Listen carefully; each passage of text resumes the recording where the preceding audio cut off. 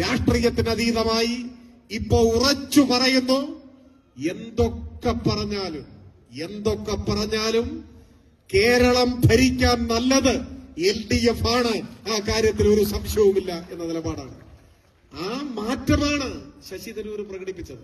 ഇന്നലെ ഇപ്പോ ഇതാ മുല്ലപ്പള്ളി രാമചന്ദ്രൻ, മുൻ കേന്ദ്രമന്ത്രി, KPCCയുടെ മുൻ പ്രസിഡന്റ് കൃത്യമായി പറഞ്ഞില്ലേ, മൂന്നാം ഊഴത്തിനുള്ള സാഹചര്യമാണ് ഇപ്പൊ കേരളത്തിലുള്ളത് എന്നാണ്.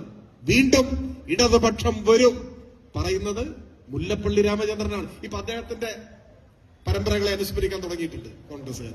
അതുകൊണ്ട് ഒരു കാര്യമില്ല. നാട്ടിൽ വരുന്ന മാറ്റം കാണണം. ഇടതുപക്ഷമുള്ളതുകൊണ്ട് സംഘപരിവാരത്തിന്റെ മുന്നിൽ നാം പൊരുതി നിൽക്കുന്നു.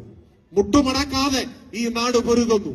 ട്രഷറി പൂട്ടാതെ ഈ നാടിനെ കാക്കുന്നു. പെൻഷൻ മുടങ്ങാതെ പാവപ്പെട്ടവനെ സഹായിക്കുന്നു. കേരളം